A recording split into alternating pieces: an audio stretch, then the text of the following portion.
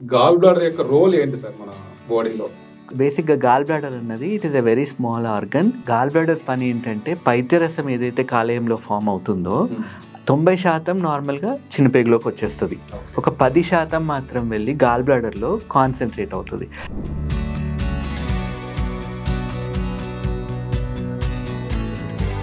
Sir gall బ్లాడర్లో వచ్చే problems ఏమేమి ఉంటాయి? స్టోన్స్ అనేది ఒకటి, స్టోన్స్ కాకుండా వేరే సమస్యలు కూడా ఉంటాయి. ఫస్ట్ కామన్గా మనం చూసుకునేది స్టోన్స్.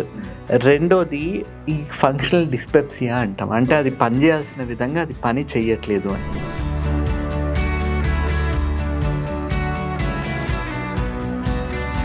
ఈ గాల్ స్టోన్స్ ఉన్నాయని ఒక వ్యక్తి తనంతకు తాను గుర్తించవచ్చు అంటారా? సిమ్టమ్స్ కనిపిస్తాయా? అసిడిటీకి ఉండే లక్షణాలన్నీ ఉంటాయి, కాకపోతే కొంచెం సివియారిటీ అనేది ఎక్కువగా చూస్తాం.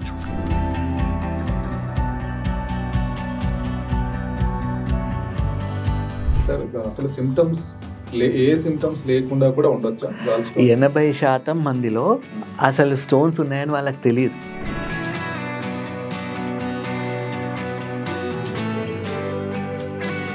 స్టోన్స్ మందులతో కరిగిపోతాయా? పేషెంట్స్ వచ్చి అడిగే ఫస్ట్ క్వశ్చన్ ఇదే, ఇది మందులతో ఏమన్నా ట్రై చేయొచ్చా ఆపరేషన్ లేకుండా?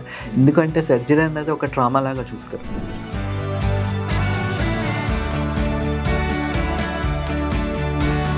కామన్ డౌట్ ఒకటి, అంటే కిడ్నీ స్టోన్స్ ఎట్లాగైతే మనం తీసివేయడము లేకపోతే బ్లాస్ట్ చేయడం చేస్తున్నాం కదా, గాల్ బ్లాడర్ స్టోన్స్ ని కూడా అట్లా బ్లాస్ట్ చేసి తీసేస్తారా లేకపోతే గాల్ బ్లాడర్ తో సహా మొత్తం తీసేస్తారా? కిడ్నీ స్టోన్స్ ఏంటంటే majority of them are calcium stones. Calciums also ఉంటాయి, అండ్ అవి ఎక్స్రే చేసినప్పుడు ఈ ఎక్స్రేలో కనబడతాయి, రేడియో ఒపేక్ ఉంటాయి. గాల్ స్టోన్స్ అట్లా కాదు, కొలెస్ట్రాల్ కానీ బిలిరుబిన్ సాల్ట్స్ ఉంటాయి.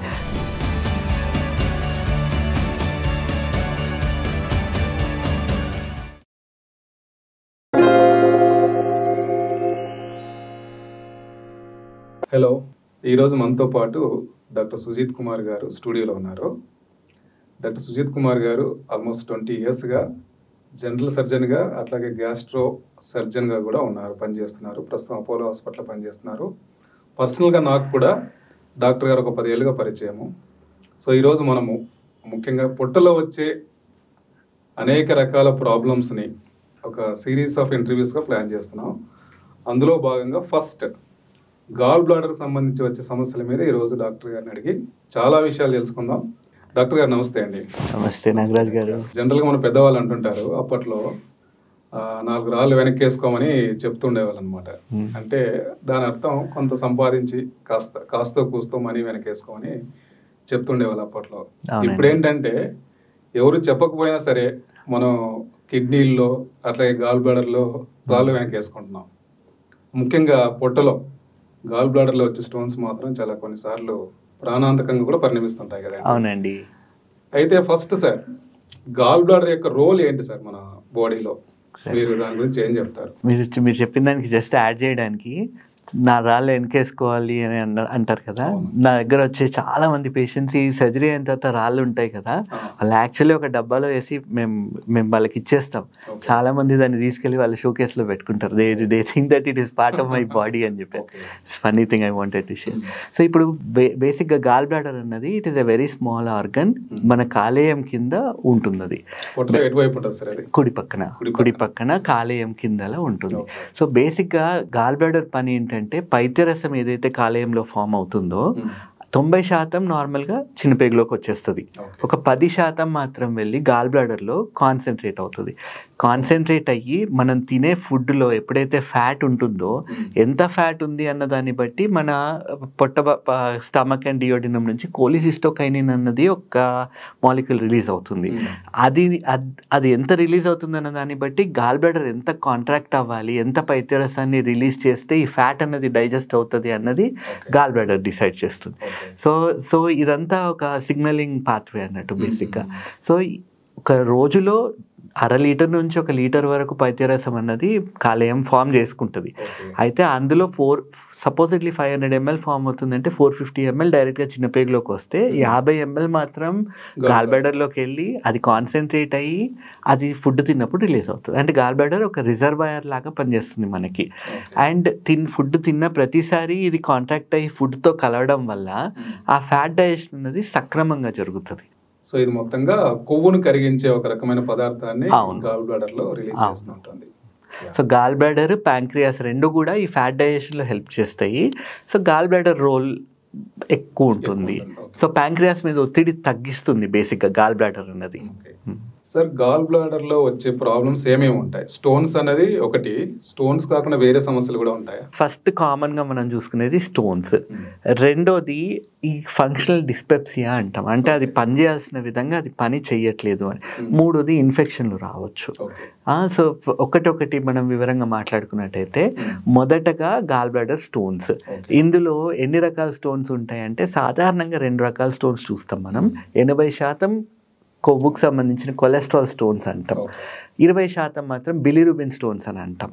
సో ఇప్పుడు కొలెస్ట్రాల్ స్టోన్స్ ఏమో ఎల్లో కలర్లో ఉంటే, బిలిరుబిన్ స్టోన్స్ ఏమో బ్రౌన్ టు బ్లాక్ కలర్లో ఉంటాయి. సో కలర్ చేంజ్ అవుతుంది. అయితే ఇవి ఇంకొంతమందిలో ఏంటంటే స్లడ్జ్ లాగా చూస్తాం. స్లడ్జ్ అంటే అది ఇప్పుడు బైల్ స్టేసిస్ ఉంది, అంటే ఒక చోట బైల్ అనేది ఎక్కువసేపు నిల్వ ఉండిపోతుంది. అండ్ దాంట్లో కొలెస్ట్రాల్కి బైల్ సాల్స్కి మధ్యలో ఒక రేషియో అన్నది ఉంటుంది. ఆ రేషియో మెయింటైన్ అయినంత వరకు స్టోన్ ఫార్మేషన్ అన్నది ఉండదు. ఆ రేషియో ఎప్పుడైతే ఆల్టర్ అవుతుందో ఈ కొలెస్ట్రాల్ కానీ బిలిరుబిన్ కానీ ప్రెసిపిరేట్ అవ్వడం మొదలవుతాయి. అంటే మట్టి ముద్దల్లాగా ఫామ్ అయిపోయి దాన్ని స్లడ్జ్ అంటాం మనం. అది అల్ట్రాసౌండ్లో స్లడ్జ్ లాగా కనబడుతుంది. అది కనబడుతుంది అంటేనే గాల్ బ్లాడర్ పని చేయాల్సిన విధంగా పని చేయట్లేదు, లేదంటే ఒంట్లో కొలెస్ట్రాల్ శాతం పెరిగిందనో, లేదంటే బిలిరుబిన్ బైల్ సాల్స్ రేషియో తగ్గిందనో సంకేతం. సో బేస్డ్ ఆన్ దిస్ మనం ఇప్పుడు స్టోన్ ఫార్మేషన్ కూడా అసలు ఎందుకు ఫామ్ అవుతాయి స్టోన్స్ అని అడుగుతారు. సో కామన్గా ఇప్పుడు ఫీమేల్ పేషెంట్స్లో ఎక్కువగా చూస్తాం, ఆడవాళ్ళలో ఎక్కువ చూస్తాం. దీనికి రీజన్ ఏంటి అంటే ఈస్ట్రోజన్ అనే హార్మోన్ వీళ్ళలో ఎక్కువ, అంటే వీళ్ళలో ఈస్ట్రోజన్ ఉండడం వల్ల ఈస్ట్రోజన్కి ఒక పెక్యులియర్ క్వాలిటీ ఉంటుంది, అండ్ బేసిక్గా కొలెస్ట్రాల్ శాతంని అది పెంచేస్తూ ఉంటుంది బైల్ జ్యూస్లో. సో ఆ రేషియో ఎప్పుడైతే కొలెస్ట్రాల్కి బైల్ సాల్స్కి మధ్యలో రేషియో ఆల్టర్ అవుతుందో స్టోన్ డిపాజిషన్ అనేది జరగడం చూస్తాం. సో ఈస్ట్రోజన్ తీసుకునే వాళ్ళలో, రెండోది ఇప్పుడు ఓరల్ కాంట్రసెప్టివ్ పిల్స్ తీసుకుంటారు చాలా మంది లేడీస్, సో ప్రెగ్నెన్సీ రాకుండా ఉండడానికి. సో ఇందులో కూడా ఈస్ట్రోజన్ తీసుకోవడం వల్ల దీని ఎఫెక్ట్ కూడా ఉండి వీళ్ళలో స్టోన్స్ రావడం అనేది ఎక్కువ చూస్తున్నాం. ఇదే కాకుండా ఇప్పుడు పిచ్చి డైటింగ్లు చేస్తున్నారు కదా, ఒక లో ఫ్యాట్ డైట్ అని, నో ఫ్యాట్ డైట్ అని. ఇప్పుడు మీరు అడగవచ్చు కొలెస్ట్రాల్ స్టోన్స్ కదా, మరి ఫ్యాట్ తీసుకోకపోతే ఎందుకు వస్తున్నాయి అని మీరు అడగవచ్చు. సో బేసిక్గా ఏంటంటే ఫ్యాట్ అన్నది ఇప్పుడు ఫుడ్లో ఫ్యాట్ ఉంటేనే గాల్ బ్లాడర్ కాంట్రాక్ట్ అయ్యేది. వీళ్ళు తీసుకునే ఫుడ్లో అసలు ఫ్యాటే లేకపోవడం, చాలా తక్కువ ఫ్యాట్ ఉండేసరికి గాల్ బ్లాడర్ కూడా కాంట్రాక్షన్ ఎక్కువ అవ్వదు, కొద్దిగా కాంట్రాక్ట్ అవుతుంది. సో ఎక్కువ శాతం గాల్ బ్లాడర్ చేసేదే పైత్యరసాన్ని ఇంకా ఎక్కువ కాన్సన్ట్రేట్ చేయడం. ఆ కాన్సన్ట్రేటెడ్ బైల్ జ్యూస్ అన్నది ఇంకా లోపల ఎక్కువసేపు ఉండేసరికి అది సాచురేట్ అయిపోయి కింద స్లడ్జ్ లాగా స్టోన్స్ లాగా ఫామ్ అయ్యే ఛాన్సెస్ ఉంటాయి. సో గాల్ బ్లాడర్ పని చేస్తున్నంత వరకు ప్రాబ్లం ఉండదు, అసలు మనం దానికి పని పెట్టట్లేదు అన్నప్పుడు స్టోన్ ఫార్మేషన్ టెండెన్సీ పెరిగిపోతుంది. ఫ్యాట్ ఫుడ్ తినకపోతే కూడా ప్రాబ్లమే, అట్లా అని పిచ్చి ఫ్యాట్ ఫుడ్ తినడం వల్ల కూడా కొలెస్ట్రాల్ లెవెల్స్ పెరిగి కూడా మళ్ళీ డిపాజిషన్ రావచ్చు. రెండు రకాలుగా ప్రాబ్లమే. మధ్య మార్గం బెటర్. తీసుకునేది గుడ్ ఫ్యాట్స్ తీసుకోవాలి, అది రెగ్యులర్ ఇంటర్వెల్స్ లో తీసుకుంటా ఉంటే కొద్దిగా గాల్ బ్లాడర్ కాంట్రాక్ట్ అయ్యి ఆ స్టేసిస్ అన్నది అవ్వకుండా ఉంటుంది, దాని పని అది చేస్తూ ఉంటుంది. సో ఏదైనా పని చెయ్యాలి, అది ఆల్రెడీ కాన్సన్ట్రేట్ అయిన బైల్ జ్యూస్ అన్నది రావాలి, మళ్ళీ అది దాని పని మొదలు పెట్టాలి, మళ్ళీ కాన్సన్ట్రేట్ చేయడం మొదలు పెట్టాలి. సో ఈ స్టోన్స్ అనేవి ఫామ్ అయ్యే రీజన్ ఇది బేసిక్గా ఈస్ట్రోజన్. తర్వాత ఈ పిల్స్. రెండోది ఇప్పుడు చేస్తున్న స్టడీస్ అన్నిట్లో చూసుకున్నట్టయితే కార్టిసాల్ లెవెల్స్ పెరగడం వల్ల కూడా వీళ్ళలో స్టోన్ ఫార్మేషన్ టెండెన్సీస్ పెరిగిపోతున్నాయి. స్ట్రెస్ రిలేటెడ్ హార్మోన్ బేసిక్గా. సో ఇప్పుడు లైఫ్ స్టైల్ చేంజెస్ వల్ల కానీ, వీళ్ళ డైట్ డిసిప్లిన్ లేకపోవడం వల్ల కానీ వీళ్ళలో స్ట్రెస్ అన్నది పెరిగిపోవడం, స్ట్రెస్ పెరగడం వల్ల వచ్చే చేంజెస్ ఇవన్నీ. అవును. అండ్ ఇంకోటి మనం అర్థం చేసుకోవాల్సింది, ఈ జాబ్ అన్నది జనాలు ఎట్లా చూస్తున్నారు, మొత్తం బాది కంప్లీట్ లైఫ్ లాగా చూసుకుంటున్నారు. ఎప్పుడైనా మీ వర్క్ అన్నది it is only part of your life, దానికి ఎంత పని చేయాలో అంత చేయాలి, మిగిలిన టైం పర్సనల్ టైం ఉండాలి, ఫ్యామిలీ టైం, ఫ్రెండ్స్ టైం, ఇవన్నీ ఉండాలి. కానీ అది పోయి ఇప్పుడు మొత్తం పొద్దున్న నుంచి రాత్రి ఒక అబ్బాయి వచ్చాడు 25-26 years ఉంటాయి, అబ్బాయి మంచి మంచిగానే ఎడ్యుకేటెడ్ పర్సన్, మంచి జాబ్ చేస్తున్నాడు. కానీ ఆ పిల్లోడు ఏంటంటే ఎక్స్ట్రీమ్ స్ట్రెస్లో ఉన్నాడు. ఎందుకు నీకు ఇంత స్ట్రెస్ అంటే, సార్ పని సార్ పొద్దున పోతే రాత్రి దాకా అయిపోతుంది సార్, నాకు నిద్ర కూడా ఉండట్లేదు అని.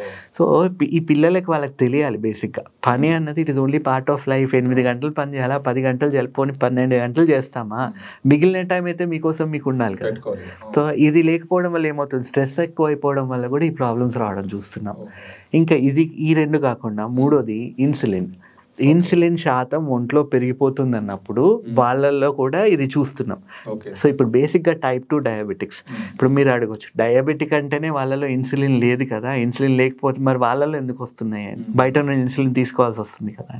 సో ఇక్కడ మనం అర్థం చేసుకోవాల్సింది, ఈ డయాబెటిక్స్లో చాలా మందిలో చూసినట్టయితే మన ఇండియన్ పాపులేషన్లో ఈ మధ్యలో చేస్తున్న స్టడీస్లో ఊబకాయం ఉంటుంది.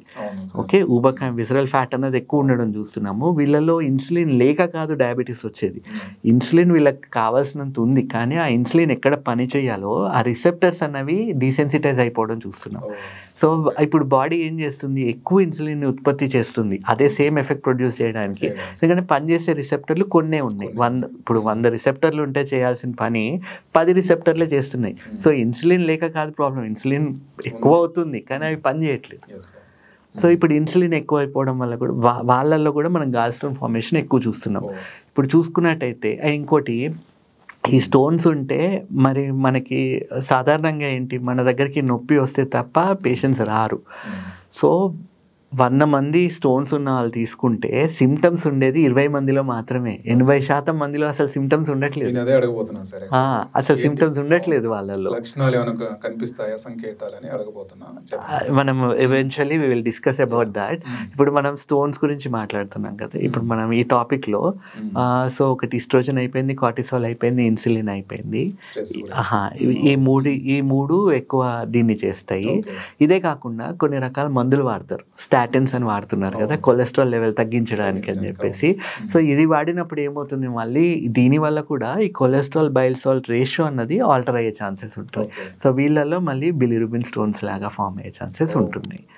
సో ఇదే కాకుండా ఈ బిలిరుబిన్ స్టోన్స్ అనే ఒక ఎంటిటీ ఉంది కదా, అది బేసిక్గా ఇప్పుడు యంగ్ ఏజ్ పిల్లలు మొన్న ఒక 2-3 నెలల కిందే ఒక యంగ్ అబ్బాయి 16-17 ఏళ్ళు ఉంటాయి అంతే. సో తనకి ఈ స్టోన్స్, సో ఇంత యంగ్ ఏజ్లో స్టోన్ ఎందుకు వచ్చింది, అసలు ఈ ప్రాబ్లం ఎందుకు వచ్చింది అని వర్కప్ చేస్తే వాళ్ళలో red blood cell related issues ఉండడం చూస్తున్నాం. చాలామంది సికిల్ సెల్ ట్రేట్ డిసీజ్ అని, సికిల్ సెల్ డిసీజ్ అని, అంటే వీళ్ళలో ఎర్ర రక్త కణాలు అనేవి ఎక్కువగా డ్యామేజ్ అయిపోతూ ఉంటాయి. ఇవి డ్యామేజ్ అయిపోవడం వల్ల ఏమవుతుంది, ఈ బిలిరుబిన్ అన్నది ఎక్కువగా బ్లడ్లోకి సర్క్యులేషన్లోకి వచ్చి మళ్ళీ ఆ సమతుల్యత అన్నది ఎప్పుడైతే డ్యామేజ్ అయిపోతుందో వీళ్ళలో బిలిరుబిన్ స్టోన్స్ ఫామ్ అవ్వడం. సో ఇట్లాంటి వాళ్ళల్లో ఏం చేస్తాం, ఇంకా గాల్ బ్లాడర్ తీసేసినప్పుడే, లాప్రోస్కోపీ గాల్ బ్లాడర్ తీసినప్పుడే వీళ్ళల్లో స్ప్లీనెక్టమీ కూడా చేస్తాం. ప్లీహం అంటాం కదా, ప్లీహం కూడా తీసేయడం జరుగుతుంది. అయితే ఆ తీసేయడం వల్ల వచ్చే వేరే ప్రాబ్లమ్స్ ఉంటాయి, దానికి ముందే మనం ప్రిపేర్ చేసుకొని పేషెంట్కి అవేర్నెస్ క్రియేట్ చేసి 2 ప్రొసీజర్స్ కూడా ఒకేసారి చేయడం కూడా జరుగుతుంది. సో ఇప్పుడు స్టోన్ సంబంధించి ఇదే అయింది. రెండో కారణం ఈ స్టోన్ ఫామ్ అవ్వడానికి, ఇప్పుడు మనం తినంగానే గాల్ బ్లాడర్ అనేది కాంట్రాక్ట్ అవ్వాలి, అది కాంట్రాక్ట్ అవుతేనే పైత్యరసం రిలీజ్ అవుతుంది. సో చాలా మందిలో ఏమవుతుంది, కాంట్రాక్షన్ అనేది జరగట్లేదు. అండ్ ఇంకోటి, ఇప్పుడు రీసెర్చ్ ఏం చెప్తుంది, ఈస్ట్రోజన్ ఎక్కువ ఉన్న వాళ్ళల్లో ఈస్ట్రోజన్ వల్ల కూడా ఈ కాంట్రాక్షన్ అనేది కరెక్ట్గా జరగట్లేదని స్టడీస్ చెప్తున్నాయి. సో ఎప్పుడైతే పని చేయాల్సిన విధంగా అది పని చేయదో అది ఉన్న వేస్టే. సో ఆ కాంట్రాక్షన్ లేదు, దాని బయోస్టేసిస్ ఎక్కువైపోతుంది, నిల్వ ఉండిపోవడం వల్ల స్టోన్ ఫార్మేషన్ టెండెన్సీ ఎక్కువైపోవడం చూస్తున్నాం. ఇవి మేజర్గా ఇవి కాజెస్. సరే, ఈ గాల్ స్టోన్స్ ఉన్నాయని ఒక వ్యక్తి తనంతకు తాను గుర్తించవచ్చు అంటారా, సిమ్టమ్స్ కనిపిస్తాయా? అయ్యా, సో చాలా చక్కని క్వశ్చన్ అడిగారు. బేసిక్గా ఇప్పుడు చాలామంది తినంగానే నొప్పి వస్తుందని చెప్తారు. చాలామంది అక్కడ దాన్ని అసిడిటీ లాగా తీసుకోవడం జరుగుతుంది. సో అసిడిటీకి ఉండే లక్షణాలన్నీ ఉంటాయి, కాకపోతే కొంచెం సివియారిటీ అనేది ఎక్కువగా చూస్తాం. సో తినంగానే కడుపు నొప్పి, తినంగానే కడుపు ఉబ్బరం అంటారు, బ్లోటింగ్ ఆఫ్ ది అబ్డమెన్ అంటారు. ఆర్ మలబద్ధకం కూడా ఒక రకంగా బైల్ జ్యూస్ ఉండాల్సినంత లేకపోవడం వల్ల కూడా మలబద్ధకం వస్తున్నట్టు స్టడీస్ చెప్తాయి. ఇంకోటి, వీళ్ళల్లో ఈ ప్రాబ్లం ఉండడం వల్ల ఫ్యాట్ డైజెషన్ అనేది సరిగ్గా అవ్వట్లేదు. సో వీళ్ళు మోషన్ వెళ్ళినప్పుడల్లా మోషన్ తేలుతా ఉందండి నీళ్ళల్లో అని చెప్పడం చూస్తాం. సో ఇప్పుడు మనమే గుర్తుంటే 8-9 ఏళ్ళ కింద మన శ్రీధర్ గారు అని ఉన్నారు, మన ప్రొఫెసర్ గారు, అవును. సో ఆయనకున్న మెయిన్ సిమ్టమ్, ఆయనకి వేరే ఏం సిమ్టమ్స్ లేవు. ఆయన చెప్పేదల్లా ఏమీ లేదు. అదే మోషన్ వెళ్తుంటే తేలుతా ఉందండి, ఫ్యాట్ గ్లోబ్యూల్స్ లా కనబడుతున్నాయి నాకు అని చెప్పారు ఆయన బేసిక్గా. సో అది వర్కప్ చేసి చూస్తే ఆయనకి ఈ ఇష్యూ ఉన్నట్టు తెలిసింది. దాని తర్వాత చేసాము, దాని తర్వాత సర్జరీ చేయడం జరిగింది. ఒకటే రోజులో ఆయన ఇంటికి వెళ్ళిపోయారు. ఇప్పటిదాకా మళ్ళీ ప్రాబ్లం లేదు. మొన్న ఈ మధ్యలో కాల్ చేసి చెప్తున్నారు, అసలు నా బిలిరుబిన్ కూడా ఆయనకి ఎవరో చెప్పారు ఇంతకుముందు, గిల్బర్ట్స్ లాగా ఉంది, మీకు కొంచెం ఎక్కువ ఉంటుంది అని చెప్పేసి. కానీ ఆఫ్టర్ ది ప్రొసీజర్ తీసుకోవాల్సిన కేర్ అంతా తీసుకున్న తర్వాత ఇప్పుడు ఆయన బిలిరుబిన్ కూడా నార్మల్ అయిపోయింది. ఇప్పుడు అసలు ఆయన చెప్తున్నారు, ఇప్పుడు 70 ఏళ్ళ వయసులో 60 ఏళ్ళు అయితే ఎప్పుడు బిలిరుబిన్ 2 కన్నా ఎక్కువే ఉండేది. ఫస్ట్ టైం ఆయన 1కి వచ్చిందంట. ఆయన కాల్ చేసి చెప్తా ఉండే మొన్న. సో బేసికలీ మనం we have to understand what is happening in the body. కడుపు ఉబ్బరము, మోషన్ తేలడం, ఆ కుడి పక్కన ఇప్పుడు కొంచెం అదే సివియారిటీ కొంచెం ఎక్కువ అయింది. ఒకవేళ స్టోన్ ఫార్మేషన్, బిలియరీ కోలిక్ అంటాం. అంటే ఆ స్టోన్ ఇప్పుడు తిన్న ప్రతిసారి స్టోన్ కదులుతుంది. గాల్ బ్లాడర్ కాంట్రాక్ట్ అయిన ప్రతిసారి అది స్టోన్ని ముందుకు తోసేస్తుంది. సో అది పైత్యనాళం దగ్గరికి వచ్చినప్పుడల్లా అది నాళం ఇరిటేట్ చేస్తుంది. అది ఇరిటేట్ చేయడం వల్ల ప్రతిసారి ఆ స్టోన్ ముందుకు వచ్చిన ప్రతిసారి వీళ్ళకి నొప్పి వస్తుంది. పిసికేసినట్టు నొప్పి రావడము, కుడి పక్కన పై భాగంలో రావడము, ఆర్ ఎపిగాస్ట్రిక్ రీజన్లో చెప్తారు కొన్నిసార్లు. సో ఈ పెయిన్ ఇక్కడ రావడము, ఇదే కాకుండా ఇంకొంచెం అట్లే కంటిన్యూ అవుతుంది అన్నప్పుడు ఈ వెనకాల షోల్డర్ ప్లేట్స్ ఉంటాయి కదా, షోల్డర్ ప్లేట్స్ మధ్యలో ఉన్న ఏరియాకి పెయిన్ రేడియేట్ అవ్వడం చూస్తాం పైకి. అండ్ ఇంకోటి కుడి పక్కన షోల్డర్కి రేడియేట్ అవ్వచ్చు, అట్లాగే బ్యాక్కి రేడియేట్ అవ్వచ్చు. సో ఈ లక్షణాలని సాధారణంగా స్టోన్ ఇరిటేట్ అయినప్పుడు మనం చూస్తాం. అదే ఒకవేళ ఈ ఇన్ఫెక్షన్ వచ్చేసింది, ఇప్పుడు డయాబెటిక్ పీపులే ఉన్నారు, షుగర్ లెవెల్స్ ఎక్కువ ఉంటాయి ఒంట్లో. షుగర్ ఎప్పుడు కూడా క్రిములకి ఆహారం లాగా. సో ఈ ఇన్ఫెక్షన్స్ అనేవి అందుకే డయాబెటిక్స్లో మనం అసలు కనబడదనగానే ఎక్కువ లేట్ చేయొద్దండి, చేంజ్ చేసుకోండి అని చెప్తాం.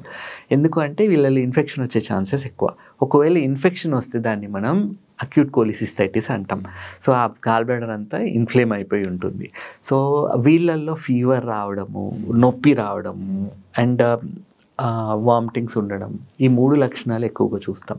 అదే ఒకవేళ ఈ స్టోన్ కనుక పైత్యనాళంలోకి ఎంటర్ అయిపోయింది, అబ్స్ట్రక్ట్ చేసింది. సో ఒకవేళ సిస్టిక్ డక్ దగ్గర అబ్స్ట్రక్షన్ వచ్చింది అనుకోండి, మ్యూకోసీల్ ఆఫ్ గాల్ బ్లాడర్ కానీ ఎంపైమా ఆఫ్ గాల్ బ్లాడర్ అంటే లోపల ఉన్న బయలంతా పస్లాగా అయిపోతుంది. సో ఆ ఎంపైమా ఆఫ్ గాల్ బ్లాడర్ అని చూడడం జరుగుతుంది. అదే స్టోన్ ఇంకొంచెం ముందుకు స్లిప్ అయి సిబిడిలోకి వచ్చేసిందంటే దాన్ని మనం అక్యూట్ కొలాంజైటిస్ అంటాం. అంటే కామన్గా ఉండే bile ducts, common bile duct ఏదైతే అంటామో దాని డయామీటర్ నార్మల్గా 5 to 6 mm కన్నా తక్కువ ఉండాలి. కానీ ఈ స్టోన్ ఎప్పుడైతే అబ్స్ట్రక్ట్ చేస్తుందో దాని డయామీటర్ పెరిగిపోవడము, అసలు బైల్ జ్యూస్ అనే పైత్యరసం అనేది కిందికి వెళ్ళే నాళం ఏదైతే ఉంటుందో అది అబ్స్ట్రక్ట్ అయిపోతుంది. సో దానివల్ల డయామీటర్ పెరిగిపోవడము, వీళ్ళలో కొలాంజైటిస్ అంటే సివియర్ ఫీవర్ రావడము, చలితోని ఇవన్నీ చూడడం జరుగుతుంది. సో ఒకవేళ స్టోన్ చిన్నగా ఉంది, అది కిందికి వచ్చేసి అదృష్టం బాగుంది, అది వెళ్ళిపోయింది కిందికి, యాంపుల్ ఆఫ్ వాటర్ స్పింక్టర్ ఏదైతే ఉంటుందో అది క్రాస్ అయ్యి అది పేగులోకి వచ్చేసింది, జాండీస్ రిలీవ్ అయిపోయింది అంటే అది వాళ్ళ అదృష్టం. కానీ అట్లా జరిగే ఛాన్సెస్ చాలా తక్కువ. సో వీళ్ళల్లో ఏం చేస్తాం, మళ్ళీ వీళ్ళ ట్రీట్మెంటే మారిపోతుంది. ఫస్ట్ జాండీస్ రిలీవ్ అవ్వాలి. ఇప్పుడు జాండీస్ రిలీవ్ అవ్వడానికి ఈఆర్సిపి స్టెంటింగ్ లాంటిది ఏదైనా అవసరం పడుతుంది. అండ్ ఇప్పుడు జాండీస్ రావడం వల్ల ఏం లక్షణాలు రావచ్చు, బొల్లంతా దురదల్లాగా రావడం, కామర్ లాగా. సో ఇప్పుడు medical jaundice different, surgical jaundice different. So జాండీస్కి ఉండే లక్షణాలన్నీ వీళ్ళల్లో ఉంటాయి, కానీ అది వచ్చిన కారణం మాత్రం స్టోన్ అబ్స్ట్రక్ట్ చేయడం వల్ల, అడ్డుపడడం వల్ల. సో ఇదే ఇంకొంతమందిలో ఏమవుతుంది, ఆ స్టోన్ ఇంకొంచెం ముందుకు వచ్చేసి యాంపుల్ ఆఫ్ వాటర్ అంటాం. అంటే ప్యాంక్రియాస్ నుంచి క్లోమగ్రంథి అంటాం కదా, క్లోమగ్రంథి నుంచి ఉండే నాళము, ఈ పైత్యనాళం, ఈ 2 కలిపి యాంపుల్ ఆఫ్ వాటర్ దగ్గర ఓపెన్ అవుతాయి. ఒకవేళ ఆ స్టోన్ కనుక వచ్చి అక్కడ అబ్స్ట్రక్ట్ చేసింది అంటే ఈ పైత్యరసం అన్నది ప్యాంక్రియాస్లోకి వెళ్ళడం జరుగుతుంది. సో వీళ్ళలో ప్యాంక్రైటైటిస్ అంటాం. అంటే వెనకాల పెయిన్ రావడము. ప్యాంక్రైటైటిస్ అన్నది ఇంకా అది ఒక మెడికల్ ఎమర్జెన్సీ అది. సో ఈ కాంప్లికేట్ అయ్యే ఛాన్సెస్ ఉంటాయి. సార్ అసలు ఏ సిమ్టమ్స్ లేకుండా కూడా ఉండొచ్చా? 80% మందిలో అసలు స్టోన్స్ ఉన్నాయని వాళ్ళకి తెలియదు. ఓకే. ఇప్పుడు మనం ఇంతమందిలో చూస్తున్నాం కదా, నొప్పి ఉంది అని మన దగ్గరికి వచ్చే వాళ్ళు 20% మందే. కానీ రొటీన్గా మనం ఎప్పుడైతే 30 తర్వాత, అందుకే ఒకసారి అల్ట్రాసౌండ్ రికమెండ్ ముందే రికమెండ్ చేస్తున్నాము. అట్లీస్ట్ 30 దాటింది ఇప్పటిదాకా చేయించుకోలేదంటే ఒకసారి చేయించుకోండి అని చెప్తున్నాం. ఎందుకు అంటే వీళ్ళల్లో సైలెంట్ అంటే తెలియకుండా ఏ సిమ్టమ్స్ లేకుండా ఏ సిమ్టమాటిక్ గాల్ స్టోన్స్ అన్నది ఉండడం చూస్తున్నాం. సో ఒక రఫ్గా డేటా తీసినట్టయితే 70 ఏళ్ళ వయసు వచ్చేసరికి ఆడాలి కానీ మగవాళ్ళు అందరినీ జనరల్గా తీసుకుంటే 10% మందిలో వాళ్ళ గాల్ స్టోన్స్ ఉంటున్నాయి 100 మందిలో. అంటే మీరు ఇమాజిన్ చేయండి ఎంతమందికి గాల్ స్టోన్స్ ఉంటున్నాయో. మనం చేయట్లేదు టెస్ట్లు కాబట్టి మనకు తెలియట్లేదు. 30 ఇయర్స్ దాటిన తర్వాత ఎంత ఫ్రీక్వెన్సీలో ఒకసారి అంటే సాధారణ ఒకసారి అయితే బేసిక్ వన్స్ ఏ ఇయర్, ఏం ప్రాబ్లం లేదు అంటే 3-4 ఇయర్స్కి ఒకసారి అన్న రెగ్యులర్గా చెక్ చేసుకుంటా ఉంటే సరిపోతుంది. మరి ప్రతిసారి అదే. ఇంకోటి అది మినిమల్ నాన్ ఇన్వేసివ్ టెస్ట్ కదా, దాంట్లో మనకి రేడియేషన్ లేదు, ఏమీ లేదు. సో సింపుల్ టెస్టే, 10 నిమిషాలు అయిపోయే టెస్ట్. సో వీలు చూసుకొని ఎప్పుడు కుదిరి ఫస్ట్ అయితే ఒకసారి చేయించుకొని, వీలు చూసుకొని 3-4 ఇయర్స్కి ఒకసారి చేయించుకుంటా ఉన్నా సరిపోతుంది. సరే, ఇవి స్టోన్స్ అంటే మామూలు మందులతో కరిగిపోతాయా? ఈ క్వశ్చన్ చాలా మంది అడుగుతారు. అవును. అది నేను కామన్గా నన్ను పేషెంట్స్ వచ్చి అడిగే ఫస్ట్ క్వశ్చన్ ఇదే, ఇది మందులతో ఏమన్నా ట్రై చేయొచ్చా ఆపరేషన్ లేకుండా? ఎందుకంటే సర్జరీ అన్నది ఒక ట్రామా లాగా చూస్తారు. సర్జరీ అనగానే భయపడిపోతూ ఉంటారు. బేసిక్గా ఏంటంటే ఇక్కడ మనం అర్థం చేసుకోవాల్సింది, సర్జరీ అన్నది వాళ్ళని ఇబ్బందిలోంచి బయటికి తీసుకురావడానికి చేసేది, ఇబ్బంది పెట్టేదానికి కాదు. అట్లా అని డిసల్యూషన్ థెరపీ లేదని కాదు, డిసల్యూషన్ థెరపీ ఉంది, బుక్లో డాక్యుమెంట్ అయిన థెరపీ ఉంది. అయితే ఇప్పుడు బేసిక్ మనం దీని వెనకాల ఉన్న స్టోరీ అర్థం చేసుకోగలిగితే అది ఎంతవరకు హెల్ప్ చేస్తుంది అన్నది మనకే అర్థమైపోతుంది. ఇప్పుడు కొలెస్ట్రాల్ స్టోన్స్ ఉన్నాయి, ఎందుకు ఫామ్ అవుతున్నాయి? యాక్చువల్లీ ఒకటేమో కొలెస్ట్రాల్ ఎక్కువ అవడం వల్ల, మన ఆహార పద్ధతుల వల్ల, ఆర్ ఏదైనా జెనెటిక్ టెండెన్సీ వల్ల. రెండోది ఏంటంటే బైల్ సాల్స్ తగ్గడం వల్ల, అంటే లివర్ పని చేయాల్సిన విధంగా లివర్ పని చేయట్లేదు. ఆ బైల్ సాల్స్ అనేవి తగ్గిపోవడం వల్ల కొలెస్ట్రాల్ శాతం పెరిగిపోతుంది కాబట్టి స్టోన్స్ ఫామ్ అవుతున్నాయి. సో ఇప్పుడు మనం ట్రీట్మెంట్ ఏమి ఇస్తాం? బయట నుంచి బైల్ సాల్స్ని ఇస్తాం మనం. ఇది ఇవ్వడం వల్ల ఏమవుతుంది? ఆల్రెడీ ఈ బ్యాలెన్స్ అనేది మెయింటైన్ చేయడానికి ట్రై చేస్తే కొత్త స్టోన్స్ ఫామ్ అవ్వవు. ఆల్రెడీ ఫామ్ అయిన స్టోన్స్ అవి ఎప్పటి నుంచి ఉన్నాయి, ఎంత క్వాంటిటీలో ఉన్నాయి అన్న దాన్ని బట్టి అవి ఎన్ని రోజుల్లో కరగొచ్చా కరగరాదా అన్నది ఉంటుంది. ఇప్పుడు సపోజ్ సింపుల్ ఎగ్జాంపుల్ అండి, ఒక 3-4 mm స్టోన్స్ ఒక 3-4 ఉన్నాయి. సో వీళ్ళల్లో ఈ డిసల్యూషన్ థెరపీ మొదలు పెడితే కరిగే ఛాన్సెస్ ఎక్కువ. అదే ఒక బ్యాగ్ ఫుల్ గాల్బ్లాడర్ నిండా 1000 సంఖ్యలో స్టోన్స్ ఉన్నాయి అన్నప్పుడు, ఉన్నాయండి, వేలల్లో ఉన్నాయి actually, we have seen. So అట్లా ఉన్నప్పుడు అవి తగ్గే ఛాన్సెస్ అన్నవి ఉండవు. సో ఇప్పుడు డిసల్యూషన్ థెరపీ మరి నిజంగా ఎందుకు మరి బుక్లో డాక్యుమెంట్ అయింది అంటే, ఇది ఇప్పుడు ఫ్యాటీ లివర్ ఉంది, లివర్ కాలేయం పనిచేయాల్సిన విధంగా పనిచేయట్లేదు, ఫ్యాట్ డైజెషన్ చేయట్లేదు కాబట్టి, బైల్ జ్యూస్ కావాల్సిన విధంగా లేదు కాబట్టి ఆ ఫ్యాట్ అన్నది వాళ్ళ ఓన్ కాలేయంలోనే డిపాజిట్ అయిపోవడం చూస్తున్నాం. సో ఇప్పుడు ఈ డిసల్యూషన్ థెరపీ ఏదైతే ఇస్తామో దీనివల్ల ఫ్యాటీ లివర్కి హెల్ప్ అవుతుంది, at the same time bile juice quality అన్నది ఇంప్రూవ్ అవుతుంది, కొత్త స్టోన్స్ ఫామ్ అవ్వవు. కానీ ఆల్రెడీ ఫామ్ అయిన స్టోన్స్ పోతాయా పోవా అంటే అది చెక్ చేసుకుంటూ ఉండాలి. మనం ఒక 6 months కోర్స్ ఉంటుంది, 3 to 6 months. దాని రిజల్ట్ ఎట్లా ఉందన్న దాన్ని బట్టి మనం ఫర్దర్గా ఏం చేయాలో డిసైడ్ చేసుకోవాలి. సరే, ఇలా మీరు ఫ్యాటీ లివర్ గురించి చెప్పారు. ఫ్యాటీ లివర్ ఉన్న వాళ్ళు గాల్ స్టోన్స్ ఉంటాయా? మీరు గమనించారు ఏమన్నా? చాలా ఎక్కువ అసోసియేషన్ ఉంటుందండి, ఎక్కువ అసోసియేషన్ ఉంటుంది. ఫ్యాటీ లివర్ కూడా మీరు ఆలోచించుకున్నట్టయితే 2 రకాలుగా ఉంటుంది. ఆల్కహాలిక్, మెయిన్గా ఆల్కహాలిక్, రెండోది నాన్ ఆల్కహాలిక్ కదా. సో ఫ్యాటీ లివర్కి దీనికి ఎక్కువ రిలేషన్ ఉంటుంది, ఎందుకంటే సేమ్ థింగ్, కొలెస్ట్రాల్ లెవెల్స్ ఎక్కువ ఉంటున్నాయి. దానివల్ల బైల్ జ్యూస్లో కూడా కొలెస్ట్రాల్ శాతం పెరిగిపోవడం వల్ల వీళ్ళలో కొలెస్ట్రాల్ స్టోన్ ఫార్మేషన్ ఎక్కువ అవుతుంది. సరే, ఇది అంటే సర్జరీ చేయించుకోవాల్సిందేనా ఖచ్చితంగా? అదేనండి. ఇప్పుడు ఇంతకుముందు మనం ఇప్పుడు 20 ఏళ్ళ కింద నేను ప్రాక్టీస్ మొదలు పెట్టినప్పుడు మనం అప్పుడు చెప్పేది ఏంటి, సిమ్టమ్స్ ఏమీ లేవు అంటే మీరు ఒక 3-4 ఏళ్ళ వరకు ఆగండి, పర్వాలేదు, ఒకవేళ నొప్పి వచ్చినప్పుడు చూద్దాము, ఆ లోపల ఈ మందులు వాడండి అని ఇచ్చేవాళ్ళం. కానీ ఇప్పుడు ఓవర్ ది లాస్ట్ 20 years చూసుకున్నట్టయితే మనం ఎంత ఎక్కువ ఆగుతున్నామో లోపల అన్నిసార్లు ఇన్సల్ట్లు అవుతున్నాయి, అతుకులు ఫామ్ అయిపోతున్నాయి, గాల్బ్లాడర్ వాల్ థిక్నెస్ అనేది పెరిగిపోవడం చూస్తున్నాము. అండ్ వీళ్ళల్లోనే రేపొద్దున సర్జరీ, ఇప్పుడు సింపుల్గా ఉన్నప్పుడు సర్జరీ 30-40 నిమిషాల్లో అయిపోయినట్టయితే ఈ కాంప్లికేషన్లు అయ్యి అతుకులు పడిపోయినప్పుడు లోపల అతుకులు సెపరేట్ చేయడానికి 30 నిమిషాలు పడుతుంది. దాని తర్వాత మెయిన్ సర్జరీ చేయడానికి ఇంకొక 1/2 అవర్ 45 మినిట్స్. సో అనెస్థీషియా కింద వెళ్ళాల్సిన టైం అన్నది ఇంక్రీజ్ అయిపోవడం చూస్తున్నాం. అండ్ ఇంకోటి, ఒకవేళ ప్రాబ్లం రాకపోతే ఏం పర్వాలేదు, కానీ ఒకవేళ ఏదైనా స్టోన్ ఇంపాక్ట్ అయిపోవడమో, స్లిప్ అయిపోయి డక్ట్లోకి వచ్చేసింది, అబ్స్ట్రక్టివ్ జాండిస్ లాగా వచ్చింది అన్నప్పుడు మనం సింపుల్గా ఒక సర్జరీతో పోయేదానికి ముందు ఈఆర్సీపీ చేయించి స్టెంట్ వేసి జాండిస్ రిలీవ్ చేసి ఆ లోపల వచ్చిన ఇడీమా అంతా తగ్గి అతుకులు సెపరేట్ అవ్వడానికి 6 వారాల టైం పడుతుంది.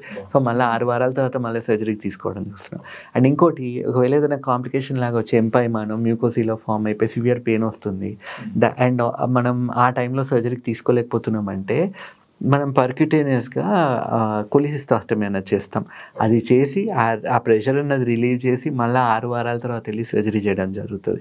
సో ఇవన్నీ ఏమవుతుందంటే, ఇంకొకటి ఇదే కాకుండా ఆ పేషెంట్కి మెంటల్ ట్రామా, నాకు ఈ ప్రాబ్లం ఉంది, అది బయటికి పోయేదాకా కూడా వాళ్ళు నాకేదో అయిపోయింది అని ఒక బర్డెన్ లాగా దాన్ని మోస్తూ ఉన్నారు. సో ఇవన్నీ చూసుకొని ఎన్ని రోజులు కొంచెం ప్రీ ఆపరేటివ్ ఆప్టిమైజేషన్ అన్నది చేస్తాం. సో ముందు వాళ్ళని ఆప్టిమైజ్ చేసి, వాళ్ళని ఎడ్యుకేట్ చేసి, అవేర్నెస్ క్రియేట్ చేసి, వాళ్ళకి అసలు వాళ్ళ ప్రాబ్లం ఏంటో అర్థమై వాళ్ళ లైఫ్ స్టైల్ అంతా మార్చుకొని వాళ్ళకి టైం ఇచ్చి వాళ్ళకి ప్రిపేర్ చేసి సర్జరీ చేసేస్తాం. సర్జరీ చేయించుకున్నదే బెటర్. సరే, గాల్ స్టోన్స్ అన్నవి మెడికల్ ఎమర్జెన్సీగా కూడా ఉంటాయా, ప్రాణాంతకంగా ఉంటాయా? Gall stones as such medical emergency కాదు, కానీ ఇప్పుడు సర్జికల్ ఎమర్జెన్సీ అంటాం కదా. సో ఎప్పుడైతే ఈ కోలిసిస్టైటిస్ అంటామో అది అక్యూట్ అబ్డామిన్కి ఫస్ట్ దాంట్లో బ్లాక్ అవ్వడం కాదు, ఇన్ఫెక్షన్ వచ్చింది, ఇన్ఫ్లమేషన్ వచ్చి వీళ్ళకి వాంతులు అవుతున్నాయి, కుడి పక్కన పెయిన్ వచ్చేసింది, సివియర్ ఫీవర్ వస్తుంది, ఇవన్నీ అన్నప్పుడు మనం వెంబడే సర్జరీకి తీసేసుకో, అది ఎమర్జెన్సీ కింద చేస్తాం మనం. ఆ గాల్ బ్లాడర్ అప్పుడే వెళ్ళిపోతే ఏంటి, నొప్పి మొదలైన 1 or 2 days లోపల ఏమవుతుందంటే ఎక్కువ ఇడీమా వాపు ఉన్నది ఉండదు, లోపల అతుకులు అనేవి ఫామ్ అవ్వవు. సో అది కరెక్ట్ టైం యాక్చువల్లీ, అది చేసేసి ఒక సింగిల్ సిట్టింగ్లో మొత్తం ప్రాబ్లం అయిపోతుంది. కానీ ఇప్పుడు ఎప్పుడైతే రిపీటెడ్గా దాన్ని ఆపుకొని ఉంచుకుంటారో వీళ్ళలో ఏమవుతుంది, ఆ స్టోన్స్ అనేవి ఇంపాక్ట్ అయిపోవడం చూస్తున్నాం. ఇప్పుడు చాలాసార్లు నేను సర్జరీ చేసినప్పుడు 10-20 ఏళ్ళ నుంచి ఉన్న స్టోన్స్, ఇంత పెద్ద stones neck of the gall bladder దగ్గరకు వచ్చి అది మనం క్రష్ చేస్తే క్రష్ కూడా అవ్వదు, అది మొత్తం ఇంపాక్ట్ అయిపోతుంది గాల్ బ్లాడర్లో. మనం ఎక్కడ పట్టుకోవాలో గాల్ బ్లాడర్ కూడా మనకు ప్లేస్ ఉండదు. సో అట్లాంటప్పుడు సర్జరీ కొంచెం ఎక్కువ టైం పట్టే ఛాన్సెస్ ఉంటాయి. సో ఇవన్నీ ఇప్పుడు ఏమవుతుంది, అదే స్టోన్ నెక్ దగ్గర ఇంపాక్ట్ అయిపోయింది, కానీ అదే స్టోన్ పెరుగుతా పోయింది, రేపొద్దున అది అబ్స్ట్రక్షన్లోకి వెళ్ళిపోయింది. సో గాల్ బ్లాడర్లోంచి బయటికి రావాల్సింది బయటికి రాదు. సో ఆ లోపల ఉన్న క్యావిటీలో ఎక్కువ నిండుతా పోతుంటే ఏమవుతుంది, ప్రెషర్ ఎక్కువ అయిపోయి ఆ సివియర్ పెయిన్ రావడం చూస్తాం. అది రిలీవ్ అయ్యేదాకా కూడా వీళ్ళ నొప్పి తగ్గదు. సో ఫస్ట్ దాన్ని రిలీవ్ చేయడానికి కోలిసిస్టాస్టమీ లాంటివి చేస్తాం, దాని తర్వాత మళ్ళీ డెఫినెటివ్ సర్జరీ అవసరం పడవచ్చు. సో ఇంకోటి, ఈ సర్జికల్ ఎమర్జెన్సీ, ఈ గాల్ స్టోన్ ఎప్పుడైతే డక్లోకి వచ్చేస్తుందో అది సర్జికల్ ఎమర్జెన్సీ అయిపోతుంది. అంటే మనం ఆ జాండిస్ని రిలీవ్ చేయకపోతే ప్రాణాపాయ పరిస్థితి అది. సో వెంబడే ఇట్లాంటప్పుడు ఏం చేస్తాం, దీంట్లో కూడా మళ్ళీ 2 రకాలు ఉన్నాయి. ఒకటి ఈఆర్సీపీతోని, అంటే ఎండోస్కోపీ లాంటిదే ఈ మదర్ బేబీ స్కోప్ అని ఉంటుంది ఈఆర్సీపీలో. సో మెయిన్ స్కోప్ డియోడినం దాకా వెళ్ళిన తర్వాత ఒక సైడ్ స్కోప్ ఉంటుంది, బేబీ స్కోప్ అని. దాన్ని ఆ యాంపుల్ ఆఫ్ వాటర్ దగ్గర మన స్పింక్టర్ని కట్ చేసి స్పింక్టరోటమీ చేసి అందులోంచి ఒక బేబీ స్కోప్ని పంపించి అండర్ విజువలైజేషన్ ఎక్కడున్నాయి స్టోన్స్, ఆ స్టోన్స్ అన్నిటిని రిట్రీవ్ చేయడం జరుగుతుంది. ఆ ప్రెషర్ రిలీవ్ అయిన తర్వాత మళ్ళీ ఆ స్టోన్స్ అందులో రాకుండా ఆర్ మళ్ళీ అబ్స్ట్రక్షన్లోకి వెళ్ళకుండా ఉండడానికి ఒక స్టెంట్ అన్నది పెడతాం. సో పైత్యరసం అన్నది డైరెక్ట్గా పేగులోకి వస్తూ ఉంటుంది. సో ఇదొక వే అయితే, రెండో టెక్నిక్ ఏంటంటే మనం సర్జరీకి తీసుకొని సిబిడి ఎక్స్ప్లోరేషన్ చేస్తాం. లాప్రోస్కోపీలోనే సిబిడిని కూడా ఓపెన్ చేసి లోపల ఉన్న స్టోన్స్ అన్ని తీసేసి టీ ట్యూబ్ లాంటిది పెట్టుకోవడము, దాన్ని రిపేర్ చేయడం జరుగుతుంది. సో ఈ 2 మార్గాలు కూడా ఉన్నాయి. అయితే ఫస్ట్ సర్జరీ చేయడం బెటరా, ఇది బెటరా అంటే పేషెంట్ కండిషన్ని బట్టి, ఆ ట్రీట్ చేసే డాక్టర్ ఎక్స్పర్టీస్ని బట్టి డిసైడ్ చేసుకోవడం జరుగుతుంది. కామన్ డౌట్ ఒకటి, అంటే మామూలు కిడ్నీ స్టోన్స్ ఎట్లాగైతే మనం తీసివేయడమో లేకపోతే బ్లాస్ట్ చేయడం చేస్తుంటాం కదా, గాల్ బ్లాడర్ స్టోన్స్ ని కూడా అట్లా బ్లాస్ట్ చేసి తీసేస్తారా, లేకపోతే గాల్ బ్లాడర్ తో సహా మొత్తం తీసేస్తారా? చాలా చక్కని క్వశ్చన్ అడిగారు. ఇప్పుడు కిడ్నీ స్టోన్స్ ఏంటంటే majority of them are calcium stones, calcium salts ఉంటాయి. అండ్ అవి ఎక్స్రే చేసినప్పుడు ఈ ఎక్స్రేలో కనబడతాయి, రేడియో ఒపేక్ ఉంటాయి. గాల్ స్టోన్స్ అట్లా కాదు, కొలెస్ట్రాల్ కానీ బిలిరుబిన్ సాల్స్ ఉంటాయి. సో ఇవి ఫస్ట్ ఆఫ్ ఆల్ ఎక్స్రేలో కనబడవు, ఇవి కనబడవు. సో అల్ట్రాసౌండ్ చేసినప్పుడే అవి మనం చిన్న చిన్న షాడోస్ లాగా కనబడతాయి. కొన్నిసార్లు చాలా చిన్న స్టోన్స్ ఉంటాయి, అవి కొన్నిసార్లు ఎంఆర్ఐలో కూడా తెలియవు. ఓకే, దానికి మళ్ళీ హీడా స్కాన్ అని చేపిస్తాం. సో అండ్ ఇది ఎందుకు చెప్తున్నా అంటే రెండిట్లో తేడాలు చెప్తున్నాను. చెప్పిన తర్వాత ఇప్పుడు కాల్షియం స్టోన్స్ ఏంటి, కాల్షియంని కరిగేయడానికి మనకు మందులు ఉన్నాయి. సో అవి వాడడం వల్ల స్లోగా, అండ్ ఇంకోటి సింపుల్ థింగ్, వాటర్ బాగా తీసుకోవడం వల్ల కిడ్నీ ఫ్లష్ అవుతూ ఉంటుంది, అది స్లోగా కరిగే ఛాన్సెస్ కూడా ఉన్నాయి. అండ్ కిడ్నీ స్టోన్స్ కరగడానికి మందులు ఉన్నాయి. ఓకే, సో దీనికి అండ్ అవి ఎఫెక్టివ్గా పని కూడా చేస్తున్నాయి కిడ్నీ విషయంలో. గాల్ బ్లాడర్కి వచ్చేసరికి ఏంటంటే దాని ఎఫెక్టివ్నెస్ అన్నది చాలా మటుకు తగ్గిపోతుంది. సో ఇప్పుడు ఇంకోటి మనం అర్థం చేసుకోవాల్సింది, బైల్ జ్యూస్ అన్నది, పైత్యరసం అన్నది బేసిక్గా ఇది చూడడానికి కూడా మన పుదీనా రసం ఎట్లా ఉంటుందో అట్లా గ్రీన్ కలర్లో ఉంటుంది బేసిక్గా. సో మీరు అడిగిన దానికి బేసిక్గా పైత్యరసం ఓన్లీ స్టోన్ తీసేసి గాల్ బ్లాడర్ని క్లోజ్ చేయరాదా మళ్ళీ అని అడిగారు కదా. సో ఇప్పుడు పైత్యరసం అన్నది డిటర్జెంట్ వాటర్ లాగా, సోప్ వాటర్ లాగా ఉంటుంది. అంటే దీని సర్ఫేస్ టెన్షన్ చాలా తక్కువ ఉంటుంది, ఇది ఈజీగా లీక్ అయిపోతూ ఉంటుంది బేసిక్గా, డిటర్జెంట్ యాక్షన్ ఉంటుంది బేసిక్గా. సో ఇప్పుడు మనం ఓన్లీ గాల్ బ్లాడర్ ఓపెన్ చేసి స్టోన్స్ తీసేసి క్లోజ్ చేస్తే ఆ కుట్ల మధ్యలో నుంచి ఇది కారి బయటకు వచ్చేస్తుంది మొత్తం పైత్యరసం. సో దీనివల్ల బిలియరీ పెరిటోనైటిస్ అవుతుంది, అది అండ్ మొత్తం పెరిటోనియంని ఇన్ఫ్లేమ్ చేసేస్తుంది. సో అది కరెక్ట్ కాదు, అది చేయడం వల్ల పేషెంట్కి హాని ఎక్కువ అవుతుంది. కాబట్టి అట్లా ఎప్పుడు చేయము. ప్రాబ్లం ఉంది అంటే గాల్ బ్లాడర్ని తీసేయడం జరుగుతుంది. సో ఇందాక మనం అనుకున్నట్టు 90% ప్లేస్లో 100% బైల్ జ్యూస్ డైరెక్ట్గా ఇంటెస్టైన్లోకి రావడం చూస్తాం. సరే, ఈ గాల్ బ్లాడర్ తీసేయడం వల్ల ఏం ప్రాబ్లం ఉన్నదా? దాని రోల్లో ఒకటి ఉంది కదా, ఇక్కడ సర్జరీ తర్వాత తీసేస్తారు. అవును, ఫర్దర్ లైఫ్ ఎట్లా ఉంటుంది? ఏదైనా న్యాచురల్గా ఉన్నదాన్ని డిస్టర్బ్ చేయడం కరెక్ట్ కాదు. కానీ స్టోన్ ఫామ్ అయింది అన్నప్పుడు దాని అర్థం ఏంటి, గాల్ బ్లాడర్ డిసీజ్ అయిపోయింది, అది పనిచేయాల్సిన విధంగా అది పని చెయ్యట్లేదు, అందుకే ఈ ప్రాబ్లం వచ్చింది. సో ప్రాబ్లం వచ్చినప్పుడు దాన్ని అటెండ్ చేయాలి. సో ఇప్పుడు తీసేసిన తర్వాత ఏమవుతుంది, ఇంటెస్టైన్లోకి మొత్తం ఇది డైరెక్ట్గా జ్యూస్ రావడం జరుగుతుంది. సో ఇప్పుడు మనకు నార్మల్గా న్యాచురల్గా ఉండే మెకానిజం ఏంటి, ఫుడ్ తిన్నప్పుడు ఫ్యాట్ ఉంటే గాల్ బ్లాడర్ కాంట్రాక్ట్ అవుతుంది. ఇప్పుడు ఆ రిజర్వాయర్ ఫంక్షన్ అనేది ఉండదు ఇంకా. సో దీనివల్ల ఏం ప్రాబ్లమ్స్ రావచ్చు, ఫ్యాట్ మాల్ డైజెషన్ అయ్యే ఛాన్సెస్. అంటే ఫ్యాట్ ఇప్పుడు కాన్సన్ట్రేటెడ్ బైల్ జ్యూస్ ఎప్పుడైతే వచ్చి కలుస్తుందో దాని డైజెషన్ అనేది ఇంకా ఆ ఫ్యాట్ బ్రేక్ డౌన్ అన్నది కరెక్ట్గా జరుగుతుంది. కానీ ఇప్పుడు తీసేయడం వల్ల ఆ బ్రేక్ డౌన్ అన్నది ఎట్లా జరగాలో అట్లా జరగకపోవచ్చు. సో అండ్ ఇంకోటి బైల్ జ్యూస్ రిపీటెడ్గా డైరెక్ట్గా రావడం వల్ల, చిన్న పేగులోకి రావడం వల్ల ఒకవేళ కొన్నిసార్లు ఓవర్ఫ్లో అవుతుంది బైల్ అన్నప్పుడు వీళ్ళల్లో విరోచనాలు లాగా చూడటం జరుగుతుంది. అదే ఎప్పుడైతే ఇది తక్కువ వస్తుంది, రావాల్సిన అమౌంట్ రావట్లేదు, తక్కువగా వస్తుంది అన్నప్పుడు వీళ్ళలో మలబద్ధకం లాగా చూడటం జరుగుతుంది. దీనికి కూడా రీజన్ మనం మాట్లాడుకుందాం మళ్ళీ, మైగ్రేట్ ఎంఎంసి అని. అండ్ ఇంకోటి ఫ్యూచర్లో ఇప్పుడు ఫ్యాట్ సాల్యుబుల్ విటమిన్స్ కొన్ని ఉంటాయి. ఇప్పుడు ఈ విటమిన్ ఏ, డి, ఈ, K1, K2 అంటాం. ఇవన్నీ ఏంటి, బేసిక్గా ఫ్యాట్ సాల్యుబుల్ విటమిన్స్. అంటే ఫ్యాట్ అన్నది ప్రాపర్గా డైజెస్ట్ అవుతుంది అన్నప్పుడు ఇవి అబ్జార్ప్షన్ అన్నది వీటిది బాగుంటుంది.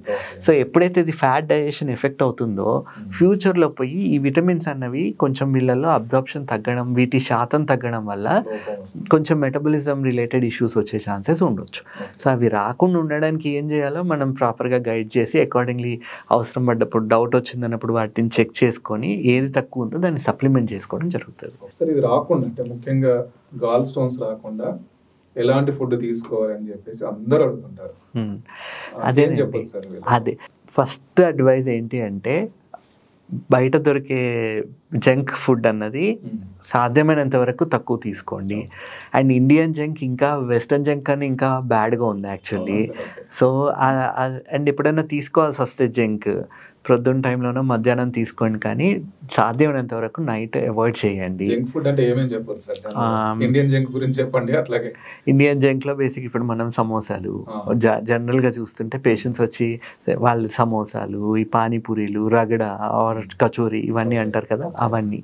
So and any bakery items అండి, బేకరీ ఐటమ్ పఫ్లు ఇవన్నీ కూడా అవాయిడ్ చేసుకోవడం బెటర్. ఇప్పుడు వెస్టర్న్ జంక్ అంటే పిజ్జాలు, బర్గర్లు, చీజ్ ఎక్కువ ఉండే ఫుడ్, సో వీటిని అవాయిడ్ చేసుకోవడం బెటర్.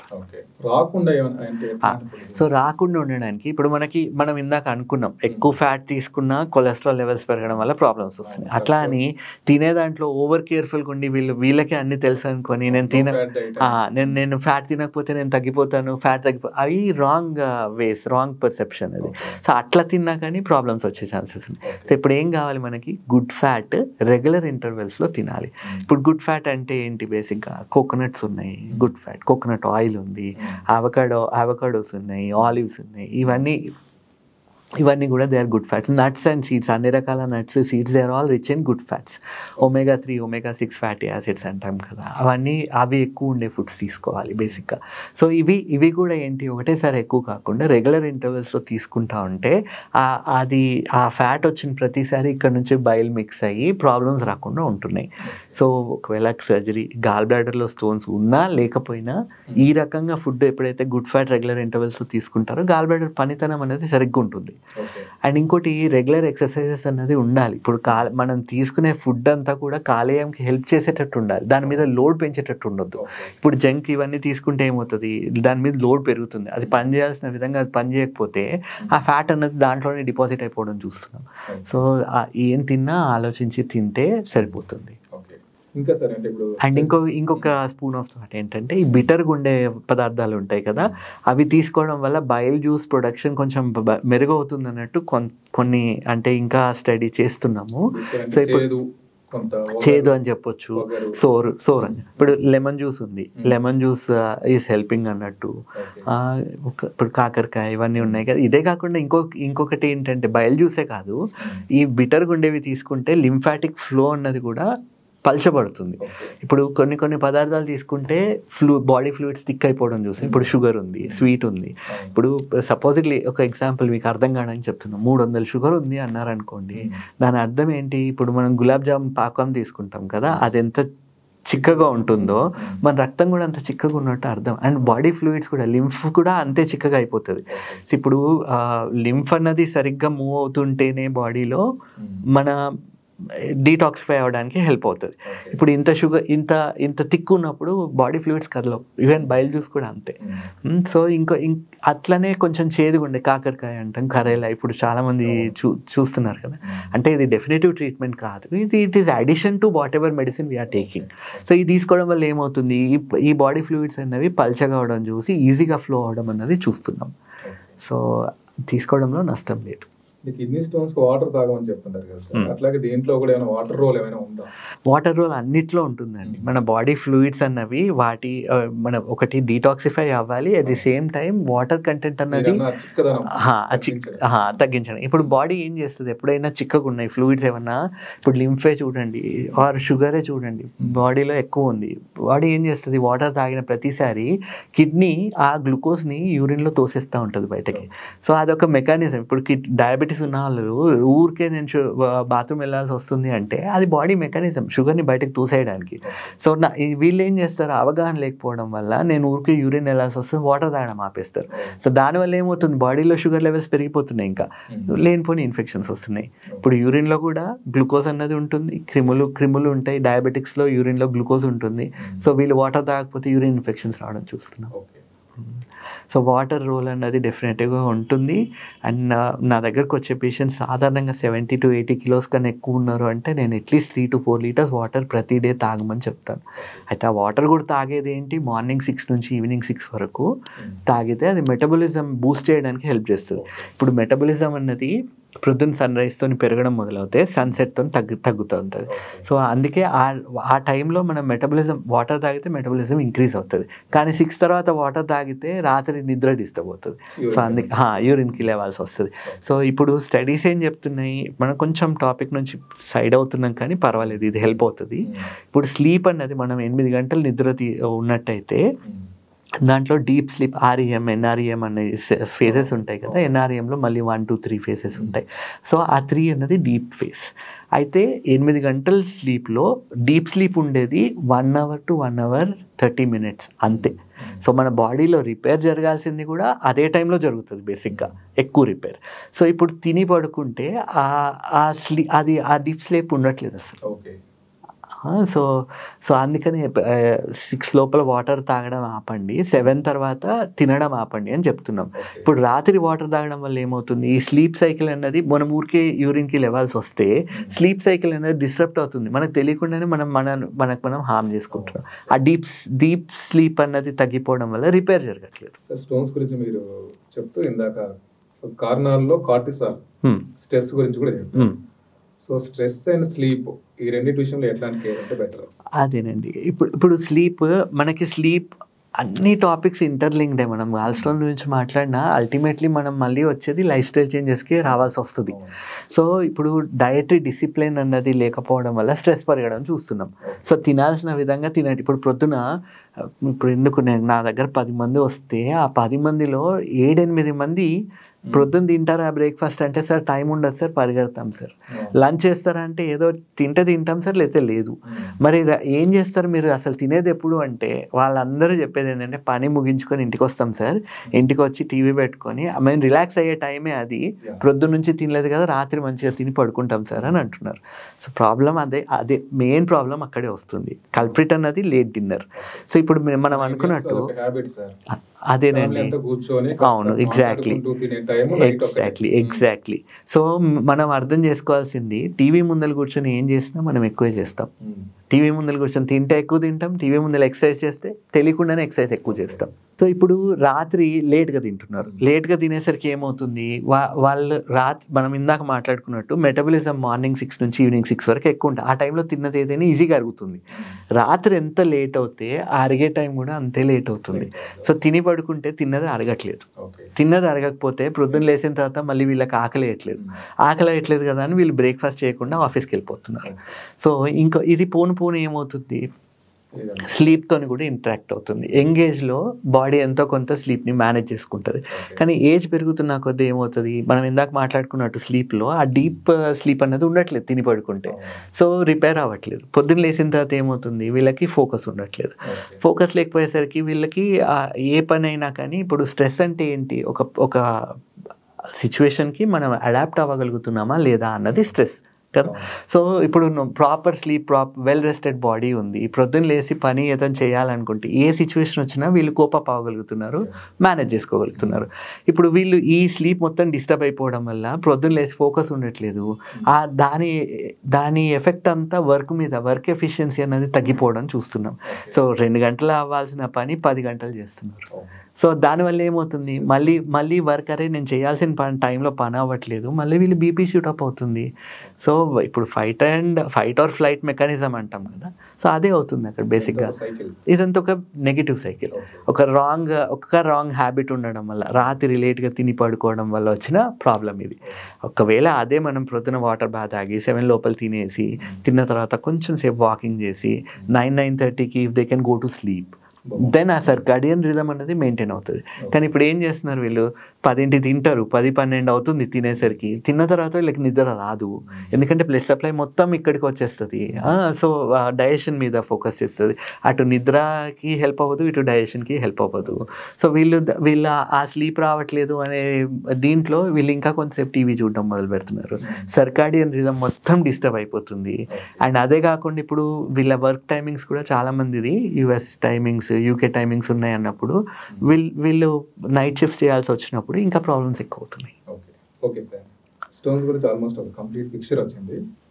స్టోన్స్తో పాటు ఇంకొక 2 సమస్యలు చెప్పారు మీరు. గాల్ బ్లాడర్లో వచ్చే ఇన్ఫెక్షన్స్ అన్నారు, ఇంకొకటి అన్నారు. ఈ రెండేంటి సార్ వీటి విషయం? ఇన్ఫెక్షన్స్ అనేవి ఇప్పుడు ఎవరిలో ఎక్కువ చూస్తున్నాం, డయాబెటిక్ పేషెంట్స్ ఉంటారు, వాళ్ళల్లో ఇన్ఫెక్షన్స్ వచ్చే ఛాన్సెస్ పెరిగిపోతున్నాయి.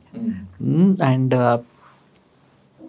ఇంకొకటి అనుకున్నాం కాంట్రాక్టిలిటీ అనుకున్నాం.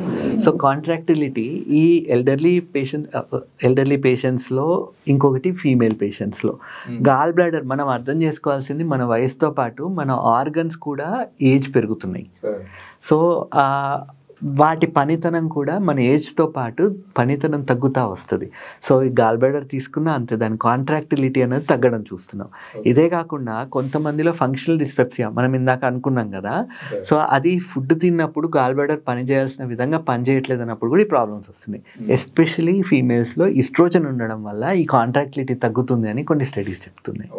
సో ఈ ఫంక్షనల్ డిస్పెప్సియా అంటే ఇప్పుడు చాలామంది వచ్చి అంటారు, మాకు స్టోన్స్ లేవు, ఎన్నో ఏళ్ళ నుంచి మేము ఓన్లీ యాసిడిటీకి మందులు వాడుతూనే ఉన్నాము, ఇంకా మాకు ఆపేదానికి ఆస్కారం లేదా మందులు, ఇట్లా వాడుతూనే ఉండాలా అని చెప్పేసి వాళ్ళల్లో ఫంక్షనల్ డిస్పెప్సియా ఉండే ఛాన్సెస్ చాలా ఎక్కువ. సో మేబీ మనం దాన్ని మిస్ చేస్తున్నాం. అదే సింపుల్గా ఆ ప్రాబ్లం ఉంది, ఈ అవయవం సరిగ్గా పనిచేయట్లేదు అన్నప్పుడు దాన్ని తీసేస్తే వాళ్ళు ఈ ప్రాబ్లం నుంచి బయటపడవచ్చు. ఇంకోటి యాసిడిటీకి సంబంధించిన మందులు కూడా వీళ్ళు వాడుతూనే ఉంటారు. ఇప్పుడు స్టడీస్ ఏం చెప్తున్నాయి, 7 నుంచి 8 ఏళ్ళు కంటిన్యూస్గా యాసిడిటీ మందులు వాడినట్టయితే తుంటి ఎముకలు, అదే కాకుండా బాడీలో అన్ని ఎముకలు వీక్ అయిపోవడము, తుంటి ఎముకలు ఎస్పెషలీ ఫిప్పుకి సంబంధించిన ఎముకలు ఫ్రాక్చర్ అయితే అవి మానేదానికి 4 నుంచి 6 నెలలు టైం పడుతుంది. సో అందుకే అదే కాకుండా కిడ్నీ మీద కూడా ఎఫెక్ట్ పడుతున్నట్టు ఈ మందుల వల్ల స్టడీస్ చెప్తున్నాయి. సో ఈ ఎసిడిటీకి వాడే మందులు ఏవైనా కూడా they are suppose to be used for short term, not for years together. And infection కూడా మనం ఇందాక మాట్లాడుకున్న ఇన్ఫెక్షన్ రావడానికి మల్టిపుల్ రీజన్స్ ఉంటాయి. ఒకటి ఇమ్యూనిటీ తగ్గిపోవడం వల్ల. ఇమ్యూనిటీ తగ్గడానికి మెయిన్ రీజన్ ఏంటి, అదే మళ్ళీ సేమ్ థింగ్, నిద్ర సరిగ్గా ఉండకపోవడం, కావాల్సిన నీళ్లు తీసుకోకపోవడం, ఆహార పద్ధతులు సరిగ్గా లేకపోవడం. అదే కాకుండా ఇప్పుడు విటమిన్ డెఫిషియన్సీస్ అన్నవి చాలా ఎక్కువగా చూస్తున్నాం. సో B12 కానీ D కానీ, అదే కాక లేడీస్లో ఐరన్ డెఫిషియన్సీ చాలా ఎక్కువగా ఉంటుంది, ఫోలేట్ డెఫిషియన్సీ. వీటన్నిటిని మనం ఎప్పుడైతే కరెక్ట్ చేస్తామో ఆటోమేటికలీ బైల్ జ్యూస్ ప్రొడక్షన్ అయినా, ఏదైనా ఇమ్యూనిటీ అయినా, ఏదైనా అన్ని సెట్ అవుతున్నాయి. అయితే ఇంకోటి మన B12 లెవెల్స్ తీసుకున్నట్టయితే మన ఇండియాలో నార్మల్గా మనం రిపోర్ట్స్ చూసుకున్నట్టయితే 211 to 911 అన్నది రేంజ్ ఇస్తున్నారు వాళ్ళు. అయితే మనకి చాలా కంట్రీస్లో లోవర్ రేంజ్ అన్నది ఇట్ ఈస్ అరౌండ్ 550, 650, 700 అట్లా ఉంది. మన కంట్రీలో it is still continuing to be 200. And ఇప్పుడు స్టడీస్ ఏం చెప్తున్నాయంటే B12 ఆప్టిమల్ రేంజ్ అన్నది ఇట్ ఈస్ అరౌండ్ 800. అంటే ఆ రేంజ్లో ఉంటే బాడీ అన్నది ఎఫిషియెంట్గా పనిచేస్తుంది అని. అదే కాకుండా విటమిన్ D ఇప్పుడు అందరిలో లోపాలు ఉంటున్నాయి. విటమిన్ Dని కూడా మనం కరెక్ట్ చేసుకొని ఒకవేళ 45 to 55 మధ్యలో దాన్ని మెయింటైన్ చేయగలిగితే body is able to perform much better. అవయవాల మీద వచ్చే లోడ్ కూడా తగ్గుతుంది. గాల్ బ్లాడర్ స్టోన్స్కి గాల్ బ్లాడర్ తీసేయాల్సి వస్తే ఒకవేళ ఓపెన్ చేసి సర్జరీ చేస్తారా, లేకపోతే ల్యాప్రోస్కోపీ చిన్న కట్స్తో చేస్తారు? ఎట్లా ఉంటుంది సార్? అదే ఒరిజినలీ ఒక 20 ఏళ్ళ కింద వరకు కూడా 20-25 ఏళ్ళ కింద వరకు కూడా మొత్తం ఇక్కడ మజిల్స్ అన్నిటిని కట్ చేసేవాళ్ళం, రైట్ సబ్ కాస్టల్ ఇన్సిషన్ ఇచ్చి. అవును. సో అట్లా చేసినప్పుడు ఓపెన్ సర్జరీ చేసినప్పుడు వీళ్ళలో హర్నియాలు వచ్చే ఛాన్సెస్ కానీ, లేకపోతే వాళ్ళకి పెయిన్ ఎక్కువ ఉండడం కానీ, ఇవన్నీ ఎక్కువ రోజులు చూసేవాళ్ళం. అయితే ఇప్పుడు మనం ల్యాప్రోస్కోపీ చేయడం వల్ల సింపుల్గా అయిపోతుంది. ఒకటే రోజులో వాళ్ళు ఇంటికి వెళ్ళిపోతున్నారు. వాళ్ళు మళ్ళీ ఇప్పుడు ఇంతకుముందు ఓపెన్ చేసినప్పుడు బరువులు ఎత్తుద్ది, ఇవన్నీ రెస్ట్రిక్షన్స్ ఉండేవి.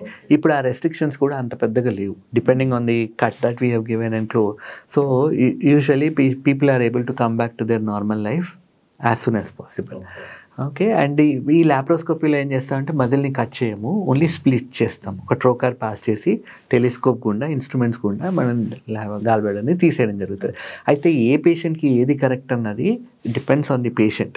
ఇప్పుడు పెద్ద వయసు వాళ్ళు ఉన్నారు, సపోజ్ ఇట్లా ఎగ్జాంపుల్ 95 ఏళ్ళ వయసు ఉన్నారు, ఆయనకు ప్రాబ్లం అవుతుంది, ఆయన ఇన్ని రోజులు మనం చూడలేదు, ఇప్పుడు చూసాము, చూసి ఇప్పుడు సర్జరీ చేయాలి, కానీ ఆయన ఊపిరితిత్తులు లేదా గుండె మనకి హెల్ప్ చేయట్లేదు, కంప్లైన్స్ లేదు, అనెస్థీషియా తట్టుకోలేరు అన్నప్పుడు వీళ్ళలో ఓపెన్ సర్జరీ చేసుకోవాలి. ఇప్పుడు ఎందుకంటే ల్యాప్రోస్కోపీ చేసినప్పుడు అది ఎంత మినిమల్లీ ఇన్వేసివ్ అయినా లోపల మనం కార్బన్ డైఆక్సైడ్ని నింపేస్తాం అబ్డామినల్ క్యావిటీలో. ఆ డెఫినెటివ్ ఇంట్రా అబ్డామినల్ ప్రెషర్ అన్నది పెరిగి అది బ్యాక్ ప్రెషర్ క్రియేట్ చేస్తుంది లంగ్ మీద, హార్ట్ మీద. సో మత్తుతో పాటు ఇది ఒక additional burden on the heart. So అది వాళ్ళు తట్టుకోగలుగుతారా లేదా అన్నది చూసి వాళ్ళు ఫిట్గా ఉంటే వాళ్ళు చేసేది. ఇప్పుడు మనం 90-95 ఇయర్స్ వాళ్ళకు కూడా ల్యాప్రోస్కోపీ చేస్తున్నాం మనం, provided they are fit. Okay sir, మరి గాల్ బ్లాడర్ తీసేసిన తర్వాత, సర్జరీ అయిపోయిన తర్వాత ప్రత్యేకంగా ఏమైనా జాగ్రత్తలు తీసుకోవాలా? కొన్ని జాగ్రత్తలు తీసుకోవాల్సి ఉంటుంది. బేసిక్ ఏంటంటే ఇన్ని రోజులు ఫ్యాట్ డైజెషన్ అనేది కొంచెం బెటర్గా జరిగేది. ఇప్పుడు గాల్ బ్లాడర్ లేకపోవడం వల్ల ఎంతో కొంత ఫ్యాట్ ఇండైజెషన్ అనేది చూడడం జరుగుతుంది. సో కొద్ది రోజులు అంటే వీళ్ళలో కొద్ది రోజులు ఏదైనా బ్లోటింగ్ లాగా అనిపించడము, లేదంటే ఇందాక మనం మాట్లాడుకున్నట్టయితే ఒకవేళ పైత్యరసం తక్కువ ఫ్లో అవుతుంది, మలబద్ధకం లాగా రావడము, ఎక్కువ ఫ్లో అవుతుంది, విరోచన లాగా, ఇవన్నీ చూడడం జరుగుతుంది. So according to the patients condition వీళ్ళలో ఏదైనా అవసరమైతే కొద్ది రోజులు ఏమైనా మందులు ఇవ్వాల్సిన అవసరం రావచ్చు. జనరల్గా బాడీలో ఏదైనా ప్రాబ్లం వస్తే బ్యాకప్ కొంత బ్యాలెన్స్ చేసుకునే మెకానిజం బాడీలో ఉంటుంది కదా సార్? బాడీలో ఉంటుంది. అయితే దీంట్లో లేదండి, తీసేయడం వల్ల మనకి లివర్ టేకప్ చేసేది ఏమీ ఉండదు. అయితే ఇంతకుముందు ఆ రిజర్వాయర్ ఫంక్షన్ ఏదైతే ఉందో ఇప్పుడు ఉండదు. సో ఇప్పుడు చూడండి, నార్మల్గా వచ్చే బైల్ పల్చగా ఉంటుంది, గాల్ బ్లాడర్ నుంచి వచ్చే బైల్ థిక్గా ఉంటుంది, ఎందుకంటే అది కాన్సన్ట్రేట్ అయిపోయింది. సో ఈ థిక్ బైల్ అన్నది ఎప్పుడైనా కానీ ఫ్యాట్ని బెటర్ డైజెస్ట్ చేయగలుగుతుంది, బ్రేక్ డౌన్ చేయగలుగుతుంది. అదే ఇప్పుడు థిన్ బైల్ జ్యూస్ ఏదైతే వస్తుందో దాని యాక్షన్ అంత ఎఫెక్టివ్గా ఉండకపోవచ్చు. సో కొద్ది రోజుల వరకు వీళ్ళకి ఫ్యాట్ మాల్ డైజెషన్ అన్నది చూడడం జరుగుతుంది. అంటే వీళ్ళు చెప్పడం ఏంటంటే బ్లోటింగ్ అని. అండ్ ఇంకోటి మనం అర్థం చేసుకోవాల్సింది, మనం ఇందాక మాట్లాడుకున్నాం కదా, పైత్యరసం అనేది డిటర్జెంట్ లాగా పనిచేస్తుంది. అంటే కొలెస్ట్రాల్ గ్రీజీ మెటీరియల్ ఏదైతే ఉంటుందో అదంతా వాష్ అవుట్ చేయడానికి ఇది హెల్ప్ చేస్తుంది.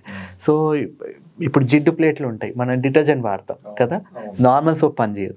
అట్లనే ఇది కూడా అంతే, ఇది ఎంత తిక్కుగా ఉంటే అంత బెటర్ డిటర్జెంట్ యాక్షన్ ఉంటుంది, కొలెస్ట్రాల్ని తీసేయడానికి హెల్ప్ చేస్తుంటుంది.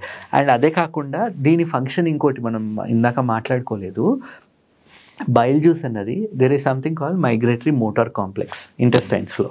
సో ఈ బైల్ జ్యూస్ అన్నది దాన్ని ఇన్ఫ్లుయెన్స్ చేస్తాయి, కోలిసిస్టోకైన్, బైల్ జ్యూస్ ఇవన్నీ కూడా దాన్ని ఇన్ఫ్లుయెన్స్ చేస్తాయి. అది సక్రమంగా పనిచేస్తూ ఉంటే మన ఫుడ్ అన్నది ఇంటెస్టైన్స్లో సరిగ్గా మూవ్ అవుతూ ఉంటుంది. సో ఇప్పుడు ఎప్పుడైతే పైత్యరసం తగ్గిపోతుందో దాని పనితనం కూడా తగ్గడం చూస్తున్నాం, వీళ్ళలో మలబద్ధకం లాగా చూస్తున్నాం. అదే పైత్యరసం ఎక్కువ వచ్చింది, అది ఎక్కువ పని చేస్తుంది, వీళ్ళలో విరోచనం లాగా ఉండడం చూస్తున్నాం. ఇంకొకటి there is a entity called small intestine bacterial over growth అని. సో ఈ పైత్యరసం ఏం చేస్తుంది, బేసిక్గా ఈ డిటర్జెంట్ యాక్షన్ ఉండడం వల్ల స్మాల్ ఇంటెస్టైన్లో ఏ బ్యాక్టీరియా, ఏ గట్ ఫ్లోర్ ఏది ఉన్నా దాన్ని అన్ని పట్టుకొని కిందికి తీసుకొని వెళ్ళిపోతుంది లార్జ్ ఇంటెస్టైన్కి.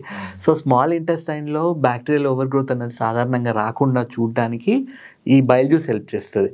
సో ఇప్పుడు చాలామంది post surgery they may complaint ఈ బైల్ జ్యూస్ ఉండాల్సిన విధంగా లేదు, వీళ్ళు ఆ స్మాల్ ఇంటెస్టైన్లో గ్యాసెస్ అక్యుములేట్ అయిపోవడం, ఉబ్బరం లాగా వీళ్ళు they keep complaining of bloating. So ఇది ఒక ఎంటిటీ. సో బైల్ జ్యూస్కి మనం దీనికి చేయాల్సింది కూడా ఏం లేదు, ఫస్ట్ మనం అర్థం చేసుకోవాల్సిన స్టోన్ ఫామ్ అయిందంటేనే పైత్యరసం అన్నది దాని అది పనిచేయాల్సిన అది క్వాలిటీ అనేది డిఫెక్టివ్గా ఫామ్ అవుతుంది. సో గాల్ బ్లాడర్ తీసేసిన తర్వాత కూడా they may need some medicine to improve the gall bladder quality. So రేపొద్దున గాల్ బ్లాడర్ బైల్ జ్యూస్ పనితనం మంచిగా, బైల్ జ్యూస్ క్వాలిటీ అనేది ఇంప్రూవ్ అయింది అంటే ఈ small intestinal bacterial overgrowth లాంటివి రాకుండా కొంచెం ఫ్యాట్ డైజెషన్ ఇంకా బెటర్ అయ్యే ఛాన్సెస్ ఉంటాయి. సో సర్జరీ అవసరమైతే చేయించుకోవాలి, కానీ పోస్ట్ ఆపరేటివ్గా తీసుకోవాల్సిన కేర్ కూడా ఇట్ ఈస్ వెరీ ఇంపార్టెంట్.